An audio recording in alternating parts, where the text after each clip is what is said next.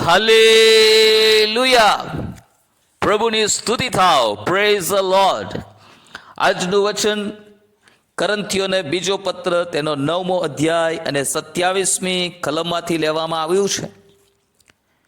ત્યાં લખવામાં આવ્યું છે, પણ હું મારા દેહનું દમન કરું છું તથા તેને વશ રાખું છું, રખીને બીજાઓને સુવાર્તા પ્રગટ કર્યા છતાં કદાચ હું પોતે નાપસંદ થાઉં. પ્રેરિત પાઉલ કહી રહ્યા છે કે હું મારા દેહનું દમન કરું છું તથા તેને વશમાં રાખું છું. દેહનું દમન કરવું તથા તેને વશમાં રાખવો એ બહુ જરૂરી છે, કેમ કે આપણા શરીરમાંથી ઘણા બધા એવા આવેગો અને ઈચ્છાઓ ઉત્પન્ન થાય છે જે પરમેશ્વરના આત્માની વિરુદ્ધમાં હોય છે. અને એટલા માટે પરમેશ્વરનું વચન ગલાતીઓના પત્રમાં આત્માના ફળો, પવિત્ર આત્માના ફળો અને દેહના કામ, આ બંને વિશે વાત કરે છે. દેહના કામો એ તો ખુલ્લા છે, અને એટલા માટે આ દેહનું દમન કરવું, તેને વશમાં રાખવો એ બહુ જરૂરી છે. જો આપણે આપણા દેહને વશમાં નથી રાખતા તો ઘણી બધી વખત શરીર જે અપેક્ષાઓ રાખે છે, અભિલાષાઓ રાખે છે, વિષય વાસનાઓ રાખે છે, એને આપણે ગ્રાહ્ય રાખીને એને તૃપ્ત કરીએ છીએ, તો આપણે પરમેશ્વરના વચનની વિરુદ્ધમાં જીવન જીવનારા લોકો બની જઈએ છીએ. આપણે જગતની સાથે તાલબદ્ધ થઈને જીવન જીવનારા લોકો બની જઈએ છીએ, અને આપણી અંદર ઈશ્વરના આત્માનું કાર્ય ઘટી જાય છે, ખતમ થઈ જાય છે.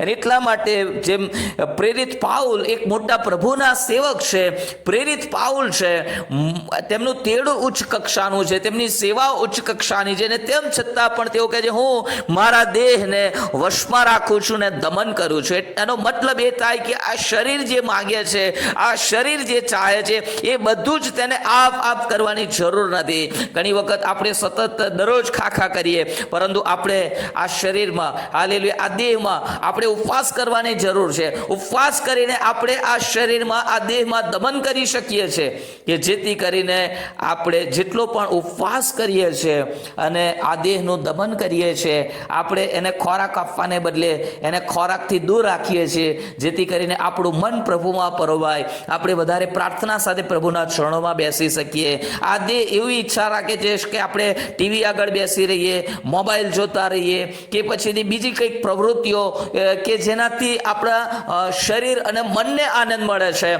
પરંતુ આપણે પ્રભુના લોકો છીએ, માટે આપણા શરીરને અને આપણા શારીરિક મનને જે જરૂર છે એને ઉપર આપણે વિજય પ્રાપ્ત કરવાની જરૂર છે. અને આત્માને જે જરૂર છે, આપણો આત્મા જે ઈચ્છા રાખે છે, આત્મા ઈચ્છા રાખે છે કે તું બાઇબલ વાંચ, તું પ્રાર્થના કર, તું ઉપવાસ કર, તું ચર્ચમાં જા, તું મીટિંગમાં જા, સંગતમાં જા, તો આપણે એક તરફ જે શરીરની અભિલાષાઓ છે તેના પર વિજય પ્રાપ્ત કરવાને માટે દેહનું દમન કરવું જરૂરી છે. અને શરીર જે માંગે છે એ બધું આપ કર્યાને બદલે આત્માનો ખોરાક, આત્માની બાબતો પર ફોકસ્ડ રહેવાની જરૂર છે, જેથી કરીને આપણે વધારે પ્રભુમાં દ્રઢ અને મજબૂત બનીએ, વિશ્વાસમાં મજબૂત થઈએ, આપણી આત્મિક ઉન્નતિ થાય, આપણે પવિત્ર આત્માનું સામર્થ્ય પ્રાપ્ત કરીએ, આપણે વિશ્વાસમાં વધીએ. અને એટલા માટે ત્યાં પ્રેરિત પાઉલ એવું પણ કહે છે કે રખેને બીજાઓને સુવાર્તા પ્રગટ કર્યા છતાં કદાચ હું પોતે નાપસંદ થાઉં, અને હું પોતે નાપસંદ થાવ. આટલી બધી સેવાઓ કર્યા પછી પણ જો પ્રેરિત પાઉલ એવું કહેતા હોય કે મારે મારા દેહને વશમાં રાખવાની જરૂર છે, દમન કરવાની જરૂર છે, રખેને બીજાઓને સુવાર્તા પ્રગટ કર્યા છતાં હું નાપસંદ થાવ, તો આપણે કેટલી વિશેષ આપણા દેહના દમન કરવાની જરૂર છે. આપણો પરમેશ્વર આજે સવારે આપણી સાથે આ વચનથી વાત કરો. એવી કઈ બાબતો છે કે જે તમારા જીવનમાં આત્મિક બાબતો પર હાવી થઈ જાય છે? ઘણી બધી વખત એ ઊંઘ હોઈ શકે છે.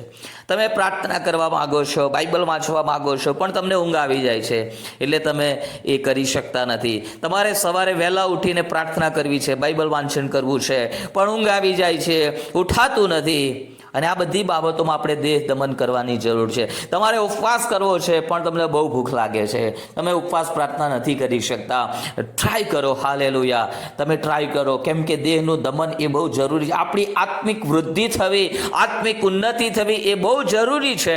અને આપણી આત્મિક ઉન્નતિ માટે થઈને આપણે કેટલાક કઠોર પગલાં લેવા પડશે.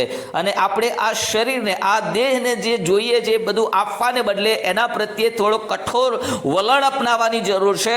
અને આધ્યાત્મિક બાબતોમાં આગળ વધવાને માટે થઈને જે આધ્યાત્મિક સ્ટેપ્સ છે, કદમો છે, એ ઉઠાવવા પડશે. તો આપણે વધારે ને વધારે પ્રભુમાં દ્રઢ થઈ શકીશું, આત્મિક જીવનમાં મજબૂત થઈ શકીશું અને આપણા જીવનો દ્વારા આપણા પ્રભુના નામને માન મહિમા મળશે. આપણું જીવન ખરેખર પ્રભુના મહિમાને અર્થે ચમકી ઉઠશે વાલાઓ. અને એટલા જ માટે, કેમ કે હજુ આપણું આત્માનું તારણ થયું છે પણ હજુ આપણા શરીરનું તારણ થયું નથી. હજુ આપણે શરીરમાં છીએ.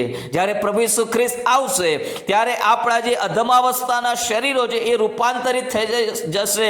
મને મહિમાના શરીરો, આપણે સ્વર્ગીય શરીરો ધારણ કરીશું. પણ ત્યાં સુધી આ પૃથ્વી ઉપર છીએ ત્યાં સુધી આપણે આપણા દેહનું દમન કરવું, તેને વશમાં રાખવો, એ જે ચાહે છે એ બધું નહીં, પણ આપણો આત્મા જે ચાહે છે, પ્રભુનો આત્મા આપણી મારફતે જે ચાહે છે તે કરવાનો પ્રયત્ન કરીએ. અને તો આપણે વધુ ને વધુ સ્પિરિચ્યુઅલ લાઈફમાં, આધ્યાત્મિક જીવનમાં સ્ટ્રોંગ બની શકીશું અને આપણે પ્રભુ માટે ઉપયોગી બનીશું. મે ધ લોર્ડ બ્લેસ યુ. પ્રભુ તમ સર્વને પુષ્કળ આશીર્વાદિત કરો. God bless you.